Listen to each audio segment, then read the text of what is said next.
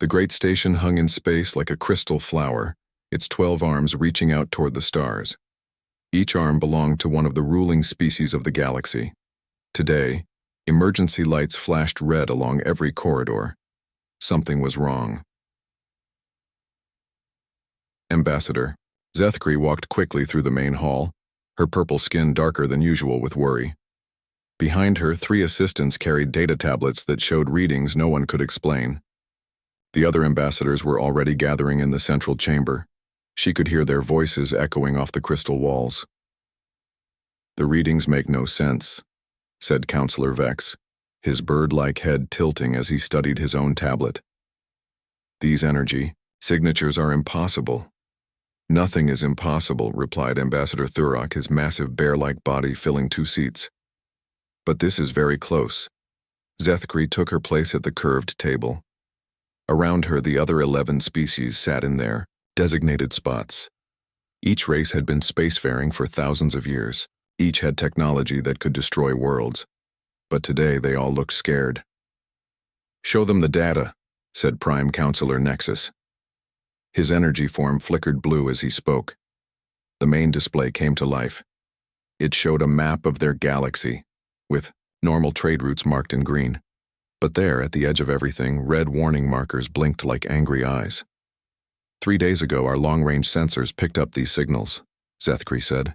She pointed to the red marks. They appear to be ships, very large ships, moving through hyperspace at speeds we thought impossible. Counselor Vex leaned forward. "How fast?" "Twice our maximum speed. Maybe 3 times. Silence filled the chamber. Even the air recyclers seemed to stop working. "That would require technology we do not possess," said Ambassador Krell, her insect, eyes reflecting the display light. "What species could have developed such advances?" "Unknown," Zethkri replied.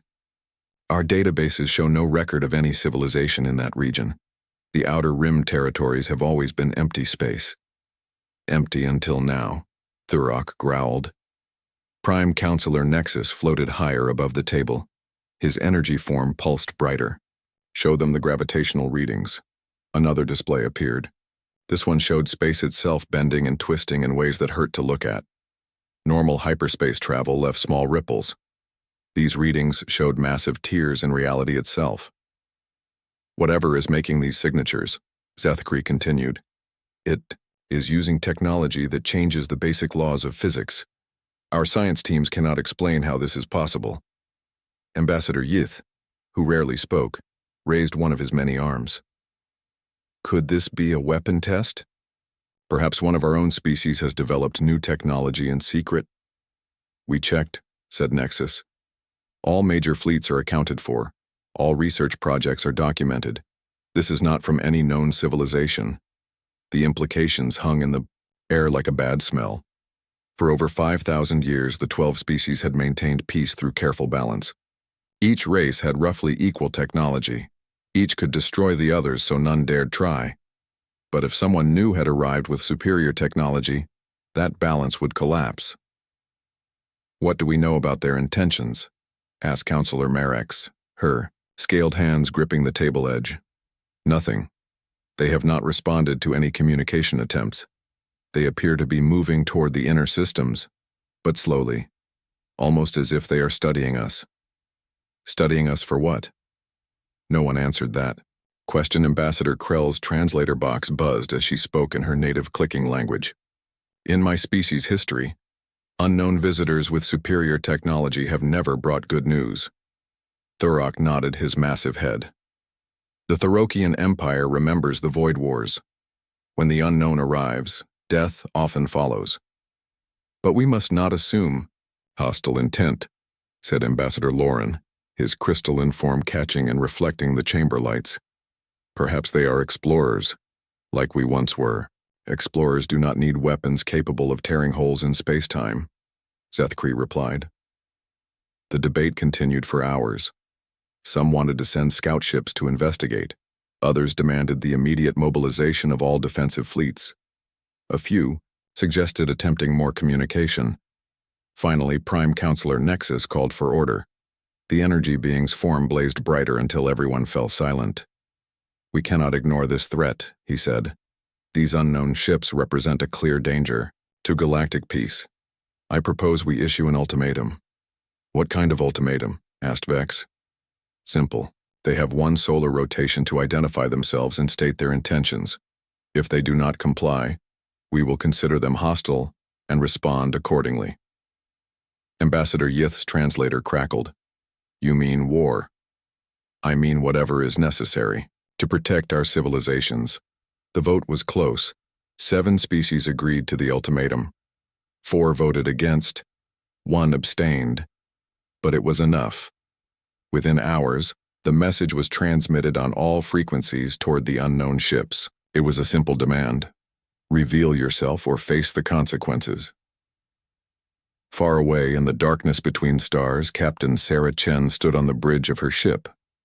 She was human, though no one in the galaxy knew what that meant yet.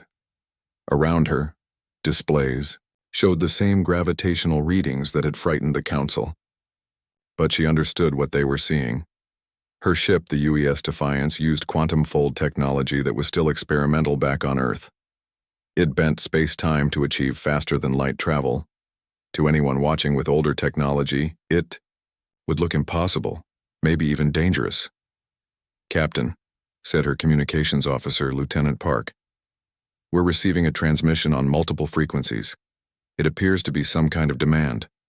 Sarah listened to the message. The universal translator did its best with the alien languages, but the meaning was clear. Identify yourself or be destroyed. Well, she said quietly, I guess first contact isn't going to be as friendly as we hoped. Her science officer, Dr. Patel, looked up from his station. Captain, their sensor technology is at least 50 years behind ours. They're probably terrified because they don't understand what they're seeing. Scared beings with powerful weapons, Sarah mused. That's never a good combination. She had trained for this moment her entire career. Humanity had finally reached the stars only to discover they were not alone. The galaxy was full of advanced civilizations that had been here for thousands of years. And now those civilizations were demanding answers. How long until we reach their space, she asked. 6 hours at current speed, Captain. Sarah nodded. 6 hours to decide how to introduce humanity to the galaxy. 6 hours to determine whether this first contact would lead to friendship or war. Around her, the crew of 2,147 souls continued their duties. They represented the best Earth had to offer. Scientists, diplomats, engineers, and soldiers. All volunteers for humanity's first deep space mission. None of them knew that in a few hours they would make history. They would become the first humans to meet alien intelligence. And depending on how this meeting went, they might also be the last. The Defiance continued its journey toward the heart of the galaxy, carrying with it the hopes and fears of an entire species that had just learned they were not alone in the universe. Captain Sarah Chen stood at the head of the conference table in the ship's main briefing room. Around her sat the senior officers of the UES Defiance. Each face showed the same mixture of excitement and worry that she felt in her own chest. Ladies and gentlemen, she began, we have a situation. The room fell silent. Through the large windows, stars streamed past as the ship continued toward the inner galaxy. Somewhere ahead waited the unknown. Dr. Patel, please share your analysis of the transmission we received. The science officer activated the wall display. The alien message played again, this time with detailed translation notes scrolling alongside. The message comes from something called the Galactic Council, Dr. Patel explained. Based on the language patterns, we're looking at least 12 different species. All of them appear to have been working together for a very long time. Commander Torres, the ship's first officer, leaned forward. How long? The linguistic evolution suggests several thousand years of cooperation. Their technology appears to be fusion-based with basic antimatter capabilities, roughly equivalent to where Earth was 50 years ago. Murmurs filled the room. Everyone understood the implications.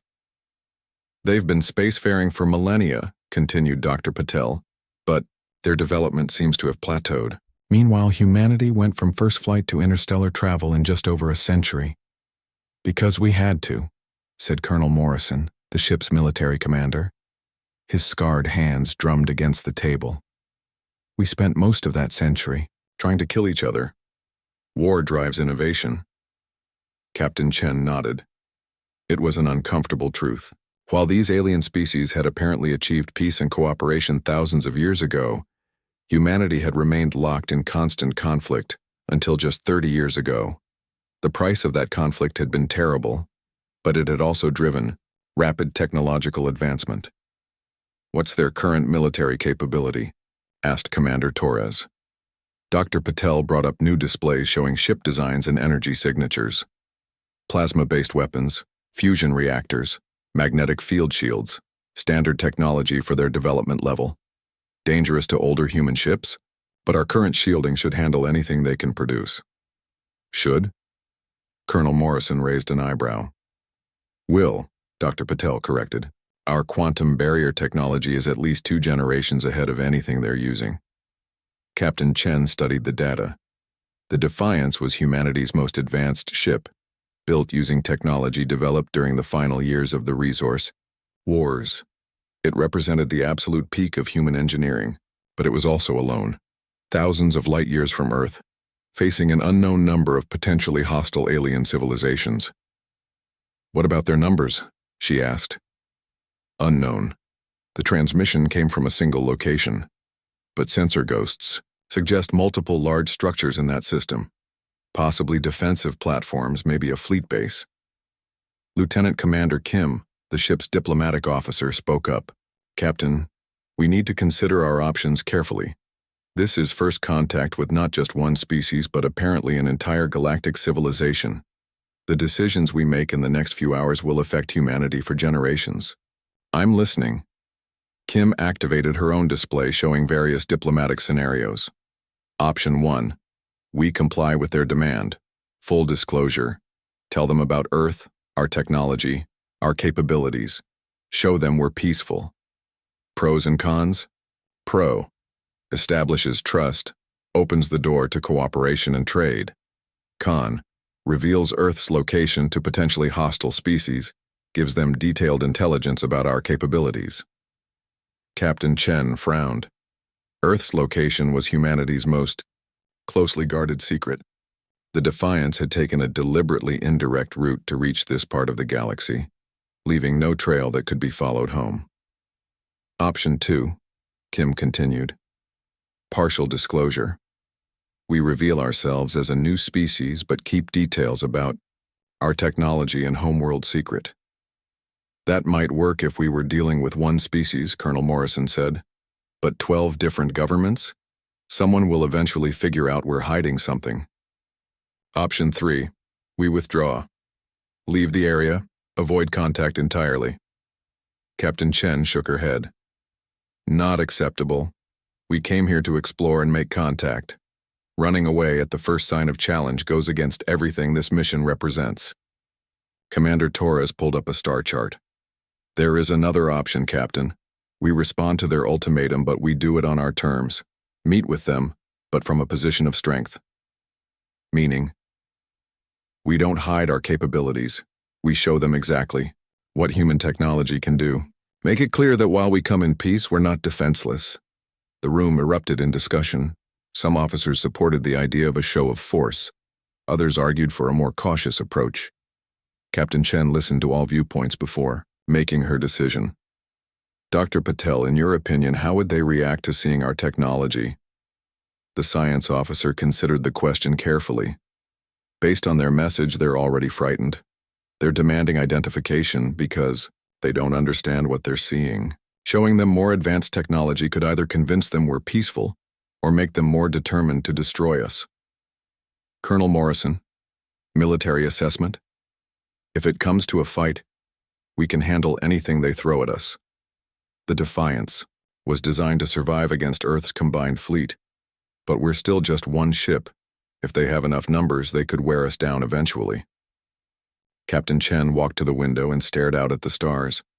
Somewhere among them was Earth, humanity's blue marble home. The decisions she made here would determine whether humans would join the galactic community as friends or enemies. Captain, Dr. Patel said softly, There's something else you should know. She turned back to face him.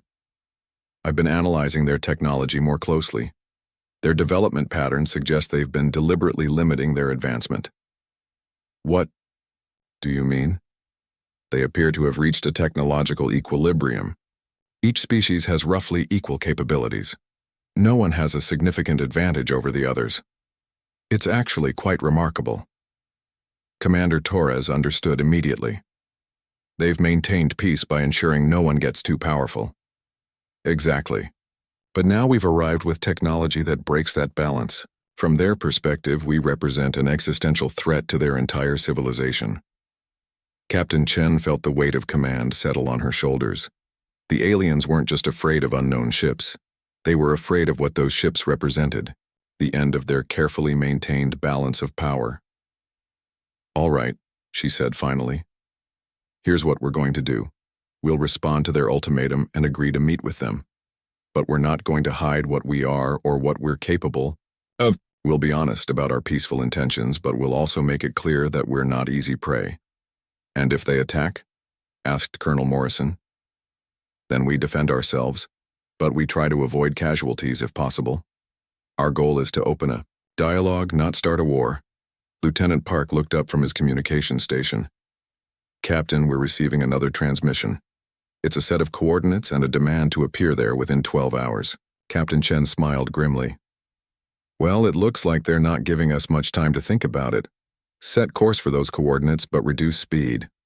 Let's give them a little more time to worry about what's coming.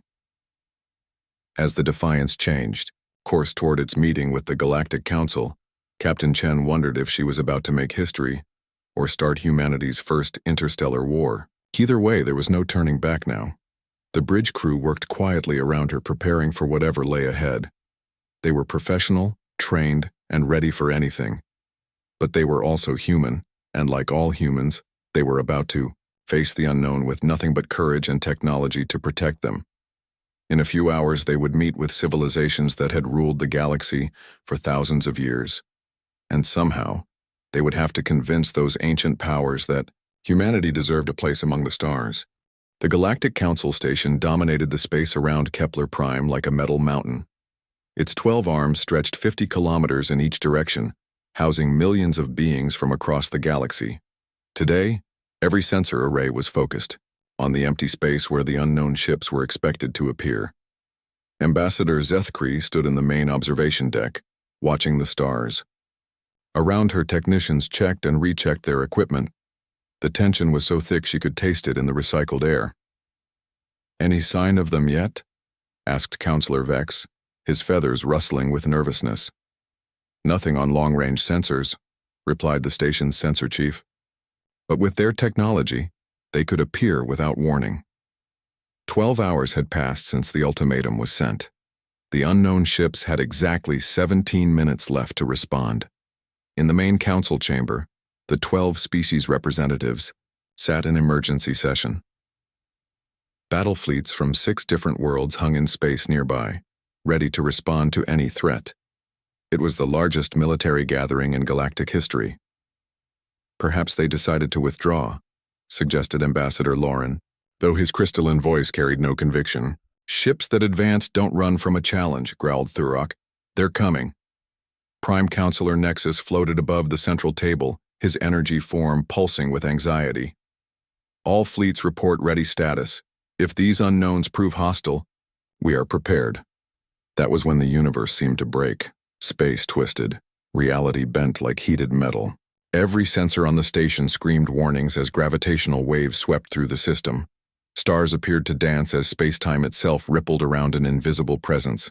Then, with no fanfare or dramatic announcement, a ship simply existed where none had been before.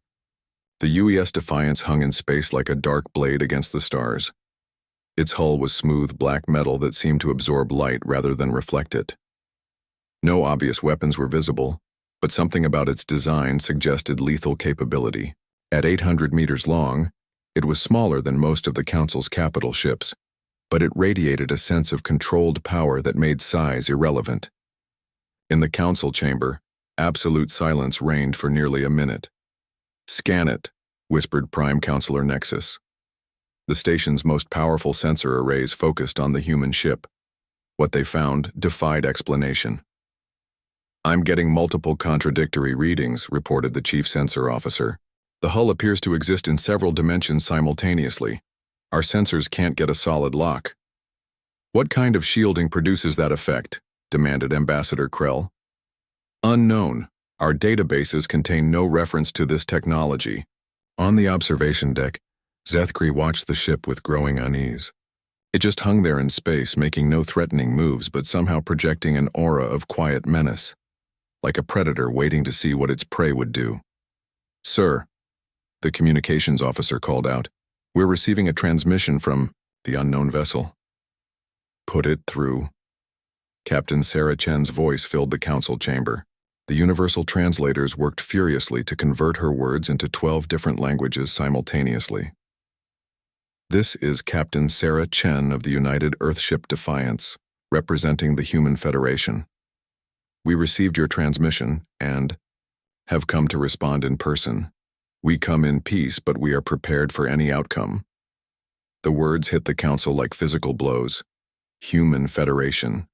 That implied not just one ship, but an entire civilization. And the casual confidence in her voice suggested she was not intimidated by facing the combined might of the galactic community. Ambassador Zethkri activated her own communicator. "Unknown vessel, I am Ambassador Zethkri of the Galactic Council. You were ordered to identify yourselves and state your intentions. We demand more information about your species and your technology." The response came immediately. "With respect, Ambassador, you are in no position to demand anything. We came here to establish peaceful contact with your civilizations. We are willing to share basic information about ourselves, but we will not be interrogated like criminals." Counselor Vex's head tilted sharply. "Did she just refuse our demand?" "She did more than that," said Ambassador Yith. "She turned it back on us. Made us sound unreasonable for asking." Prime Counselor Nexus burned brighter with anger. "Captain Chen, your ship's technology represents a clear threat to galactic security. We have the right to defend ourselves against unknown dangers." Captain Chen's response carried a note of amusement that somehow made her sound even more dangerous. "Prime Counselor, if we intended harm, would we have announced our presence? Would we have come to meet with you openly? Our ship exists in your space by choice, not necessity." The implications of that statement rippled through the chamber. She was saying they could leave any time they wanted, that this entire meeting was happening because they allowed it to happen. "What do you want from us?" asked Ambassador Lauren. "Knowledge, trade, peaceful cooperation between our peoples. The galaxy is vast enough for all of us to prosper." "And if we refuse?" This from Thurok, his massive frame leaning forward aggressively. The pause before Captain Chen answered stretched for several seconds. When she spoke again, her voice carried a coldness that made the air in the chamber feel frozen. "Then we will leave you in peace and remember that you chose isolation over cooperation. But we will also remember how you chose to greet us. Threats and ultimatums rather than welcome and curiosity." Ambassador Krell's translator buzzed rapidly as she spoke in agitation. "You speak of leaving as if it were simple. As if we could not stop you. Could you?" 2 words, a simple question, but it carried the weight of absolute confidence. Captain Chen wasn't boasting or threatening. She was simply asking whether they really believed they could prevent her ship from leaving if it chose to go. The silence that followed was deafening. Finally, Prime Counselor Nexus spoke. "Captain Chen, perhaps we started this conversation poorly. The appearance of your vessel caused considerable alarm. Our sensors cannot properly scan your technology, and that makes us nervous." "I understand your concern," Captain Chen replied, and her voice was warmer now. "Our technology is different from yours, but different does not necessarily mean dangerous." "Prove it," said Ambassador Zethkri. "Show us that you truly come in peace." Another pause. This one lasted longer, as if Captain Chen was consulting with her crew. "Very well. I will share some basic information about humanity and our ship. but I expect the same openness from you in return. Data packets began flowing from the Defiance to the Council station. The information was heavily filtered, but what it revealed was staggering. Humanity was young by galactic standards. They had achieved spaceflight less than 2 centuries ago, but their technological development was unlike anything in the Council's databases. While other species had taken millennia to progress from basic space travel to interstellar capability, humans had done it in decades. "This is impossible," breathed Dr. Nexus, the Council's chief scientist. "No species develops this rapidly." The data showed a civilization that had spent most of its history in conflict. War after war had driven rapid innovation, until humanity had finally united under a single government just 30 years ago. The ship they were facing represented the pinnacle of military technology developed during those conflicts. "They're warriors," Thurok said, with something approaching respect. Their entire species was forged in battle. But the data also showed something else.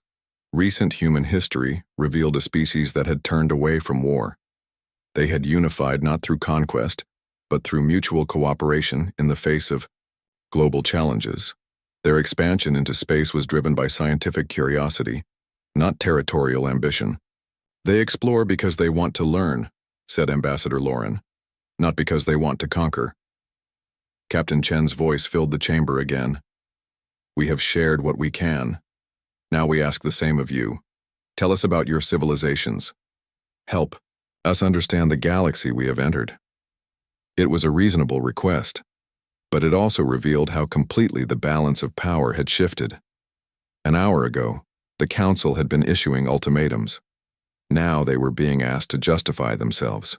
To a single ship that had appeared from nowhere, the 12 species looked at each other across the Council table. Each was thinking the same thing. Everything had changed. The galaxy they had known for thousands of years, with its careful balance and predictable politics, was gone forever. In its place was uncertainty, possibility, and the unknown potential of a species that had reached the stars through sheer determination and technological brilliance. The age of human exploration had begun. For 2 hours, the Galactic Council and Captain Chen had exchanged information and careful diplomatic words, but Admiral Krex of the Hegemony Fleet had heard enough. "This is madness," he declared, his scaled fists slamming against the war room table aboard his flagship. "We're negotiating with a single ship as if it were an equal to our entire civilization." Around him, his senior officers nodded agreement. The Hegemony controlled the largest military force in the Council, and they were not used to being talked down to by unknowns. "Sir," his tactical officer said carefully, "their technology appears to be significantly advanced." "All the more reason to act decisively," Krex replied. "They claim to come in peace, but they refuse to reveal the location of their homeworld or the size of their fleet. Classic intelligence gathering. They're scouts for an invasion force." He activated his communication system, cutting into the diplomatic channel between the Council and the human ship. "Captain Chen, this is Admiral Krex of the Hegemony Third Fleet. Your evasive answers are unacceptable. As a precautionary measure, I am deploying defensive units to ensure the safety of this station." On the bridge of the Defiance, Captain Chen watched her tactical displays as 3 massive warships moved toward their position. Each vessel was twice the size of her ship and bristling with weapon emplacements. "Captain," Colonel Morrison said, quietly, "they're powering weapons." "I can see that, Colonel." "Orders?" Captain Chen studied the approaching ships. The smart move would be to withdraw. The Defiance could disappear into hyperspace before the alien vessels could fire. But retreating now would only confirm their suspicions that humanity was weak or hiding something. "Hold position. Raise shields to full defensive configuration, but do not power weapons. Yet." The 3 Hegemony cruisers took up positions around the Defiance in a classic attack formation, their plasma cannons charged with energy that glowed like miniature suns. Admiral Krex's voice filled the communication channel. "Captain Chen, you will immediately transmit the coordinates of your homeworld and provide a full technical specification of your vessel's capabilities. Failure to comply will be considered a hostile act In the council chamber, Prime Counselor Nexus blazed with anger. Admiral Krex, you exceed your authority. Return your vessels to their previous positions immediately. With respect, Prime Counselor, the security of this station and its occupants is my responsibility. These humans refuse to provide basic information that any peaceful visitor would gladly share. Their behavior is suspicious. Captain Chen's response was calm and measured. Admiral Krex, we have shared what we can without compromising the security of our people. Just as you would not reveal the locations of your military bases to strangers, we cannot reveal sensitive information about our civilization. Then you leave us no choice, Krex replied. You will submit to boarding and inspection, or face the consequences. The three cruisers moved closer, their targeting systems locked onto the Defiance's hull. In the council chamber, several ambassadors began shouting protests, but Admiral Krex ignored them. Captain, Dr. Patel said urgently from his science station, I'm reading massive energy buildup in their weapons. They're about to fire. Captain Chen made her decision. All hands brace for incoming fire. Tactical prepare point defense systems. Do not target their ships directly. I repeat, do not target their ships. Ma'am? Colonel Morrison looked confused. We're going to give them a demonstration they'll never forget. The first salvo from the hegemony cruisers lit up space like a small star. Plasma bolts capable of melting through a kilometer of solid rock struck the Defiance's shields. The energy discharge was so intense that nearby sensor equipment overloaded. When the light faded, the human ship hung in space completely undamaged. Its shields had absorbed the attack without even flickering. In the council chamber, Ambassador Zethkri gasped, That's impossible. Those weapons can destroy a moon. Admiral Krex stared at his tactical displays in disbelief. Fire again.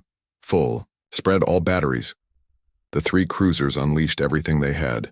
Plasma cannons, particle beams, and fusion torpedoes filled space with destructive energy. The barrage continued for 30 seconds, long enough to reduce a small asteroid to vapor. When it ended, the Defiance remained exactly where it had been, completely unharmed. Well, Captain Chen said calmly over the communication channel, I believe that concludes your demonstration, Admiral. Now allow us to show you ours. The Defiance's point defense grid activated. Unlike the massive energy cannons of the alien ships, the human weapons were small and precise.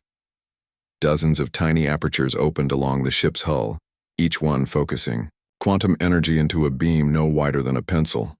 What happened next took less than 2 seconds. Every weapon system on all three hegemony cruisers simply stopped working. The quantum beams struck with surgical precision, targeting power couplings, control circuits, and ammunition feeds.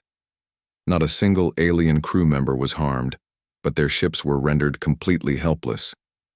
The cruisers drifted in space, their crews frantically trying to restart systems that had been precisely disabled by technology they didn't understand.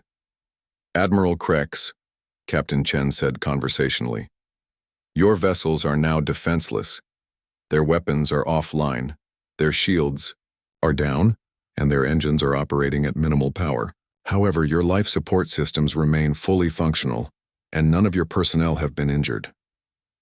The silence that followed was broken only by the sound of Admiral Krex's heavy breathing over the communication channel. This is what human technology can accomplish when we choose to use it defensively, Captain Chen continued. We could have destroyed your ships and everyone aboard them in the same amount of time. Instead, we chose to demonstrate restraint. In the council chamber, every ambassador stared at the tactical displays showing 3 powerless warships. The implications were staggering. How? Whispered Counselor Vex. Dr. Patel's voice came over the channel as he provided a technical explanation. Your ships use centralized control systems with predictable power distribution patterns. Our targeting computers can identify and disable critical components without causing structural damage or casualties. Your computers work that fast? Asked Ambassador Krell. Human neural interface technology allows our systems to operate at quantum processing speeds. From our perspective, your ships were moving in slow motion. Prime Counselor Nexus found his voice. Captain Chen, you have made your point. But surely you understand our concern. Your technology is far beyond anything in our experience. I understand completely, Captain Chen replied. You've maintained galactic peace through balanced power. Our arrival disrupts that balance. But consider this. If we intended conquest, would we have announced our presence? Would we have come to meet with you openly? Would we have shown such restraint when attacked? Ambassador Thurok leaned forward. What do you want from us? The same thing you want, Ambassador. Peace, prosperity, the chance to learn and grow, without fear of destruction. We don't want to conquer your worlds or rule your peoples. We want to trade with you, learn from you, and perhaps share some of what we've learned. Admiral Krex's voice was bitter as he spoke. And if we refuse? If we decide your presence is too dangerous to tolerate? Captain Chen's response carried a note of sadness. Then we would leave, Admiral. We would mark this region of space as hostile and warn other human ships to avoid it. Your civilizations would continue as they have for thousands of years, but you would do so alone. You speak as if there are many more ships like yours, said Ambassador Zethkri. The Defiance is just one vessel from one fleet, representing one world among many in the Human Federation. We are explorers and scientists, not conquerors, but we are also not defenseless. The weight of that statement settled over the Council like a heavy blanket. They weren't dealing with a single advanced ship. They were dealing with the forward scout of an entire civilization that possessed technology beyond their understanding. What happens now? Asked Prime Counselor Nexus. That depends on you, Captain Chen replied. We can begin the process of formal contact. Exchange ambassadors, establish trade relations, share scientific knowledge. Or we can part ways here and now, with no hard feelings on either side. Admiral Krex's ships drifted helplessly in space, their systems slowly coming back online as human repair protocols restored basic functionality. It was a mercy they hadn't expected and a demonstration of power they would never forget. The choice now lay with the Galactic Council. They could embrace the future and all its uncertainties, or they could cling to the familiar past and its carefully maintained balance. But everyone in that chamber knew the truth. The galaxy had changed forever. The age of careful balance was ending. The age of human exploration had begun. The emergency session of the Galactic Council had been running for 6 hours. In all their recorded history, no single issue had created such heated debate among the 12 species. Ambassador Zethkri rubbed her tired eyes as the arguments continued around the central table. The demonstration by the human ship had changed everything. 3 of their most powerful warships had been disabled in seconds without a single casualty. It was a display of technology and restraint that left everyone struggling to understand what it meant. We cannot ignore the threat they represent, Admiral Krex insisted, though his voice carried less conviction than before. His own ships were still undergoing repairs from their encounter with human technology. One ship did this to us. Imagine what a fleet could accomplish. But they didn't destroy us when they could have, countered Ambassador Lauren, his crystalline form reflecting the chamber's lights. They showed mercy. Doesn't that count for something? Counselor Vex pecked nervously at his datapad. The tactical analysis is complete. Our experts estimate that the human ship could have destroyed our entire defensive fleet in under 10 minutes. The fact that they chose not to suggests their peaceful intentions are genuine. Or it suggests they're playing a longer game, growled Thurok. Conquerors who appear as friends are the most dangerous kind. Prime Counselor Nexus floated above the table, his energy form flickering with uncertainty. For 3,000 years, his species had helped maintain galactic peace through careful diplomacy.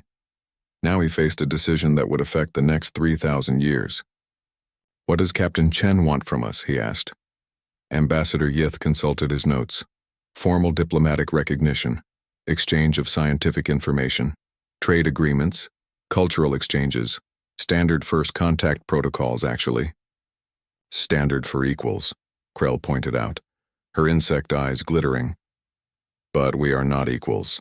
They have demonstrated clear technological superiority, which makes their offer of equal partnership even more remarkable, said Ambassador Lauren. In their position, most species would simply dictate terms. The debate might have continued for hours more, but Captain Chen's voice suddenly filled the chamber. She had been monitoring their discussions and chose this moment to speak. Honorable Council members, I understand your concerns. Perhaps it would help if I shared more about humanity's recent history. New data packets flowed to the Council's systems. This time the information was more detailed and more personal. It told the story of a species that had nearly destroyed itself through war, then pulled back from the brink through cooperation and determination. 200 years ago, my people were divided into over 200 separate nations, Captain Chen explained. We fought constantly over resources, territory, and ideology.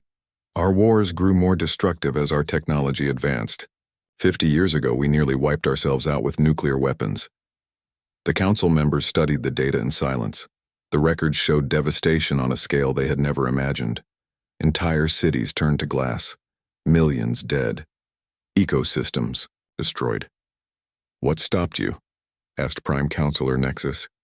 We realized we had a choice, unite or die. The formation of the Human Federation wasn't easy.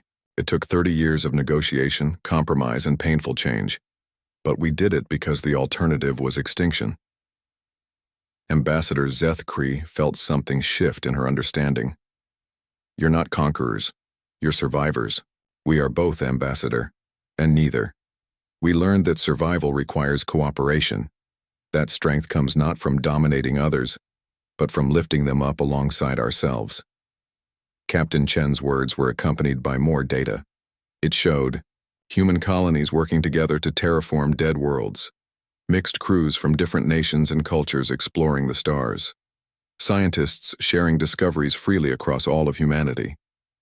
This is why we offer partnership instead of demanding submission, Captain Chen continued, because we've learned that forced unity never lasts. True peace only comes when all parties choose to work together. Admiral Krex leaned back in his chair. And if we choose not to work with you, then we respect that choice. The galaxy is vast, Admiral. There's room for all of us to exist without interfering with each other. But everyone in the chamber knew that isolation was no longer really an option. Knowledge of human technology would spread. Other species would start asking questions about quantum barriers and neural interfaces. The careful technological balance that had maintained peace for millennia was already broken. What about our security? Asked Counselor Vex. How do we know more human ships won't arrive with different intentions? Captain Chen paused before answering. Because the Human Federation learned the same lesson you did thousands of years ago. Aggressive expansion leads to conflict, and conflict leads to destruction. We explore to learn, not to conquer. But you are prepared for war, Thurok observed. Yes, because sometimes peaceful beings must be ready to defend themselves against those who aren't peaceful. Just as your council maintains defensive fleets, we maintain the capability to protect our people and our allies. The word allies hung in the air like a promise and a question. Captain Chen was offering them something unprecedented. Partnership with a technologically superior species that genuinely seemed to want cooperation instead of dominance. Prime Counselor Nexus made his decision. Captain Chen, the Galactic Council accepts your offer of formal diplomatic contact, but we have conditions. I'm listening. First, any human colonies or outposts in Council space must be registered with us. Second, human technology transfers must be approved by a joint committee. Third, we want regular communication between our governments to prevent misunderstandings. Reasonable conditions, Captain Chen replied immediately. We accept all three. The speed of her agreement surprised several council members. They had expected negotiation or resistance. However, Captain Chen continued, we have one condition of our own, which is, any agreements we make apply equally to all species in the Council. We won't play favorites or make separate deals that could destabilize your alliance. Ambassador Zethkri smiled for the first time in hours. The human captain understood the delicate politics that held the 12 species together. She wasn't trying to divide them or create advantages for herself. There is one more thing, said Ambassador Krell. Our people will want to know about human intentions. Many will be frightened by what they've seen today. I understand. Perhaps it would help if I addressed them directly. Within hours, Captain Chen's message was being broadcast across the galaxy.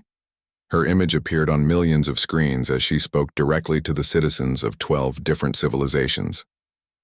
People of the galaxy, she began. I am Captain Sarah, Chen of the Earthship Defiance. I bring greetings from the Human Federation and an invitation to friendship.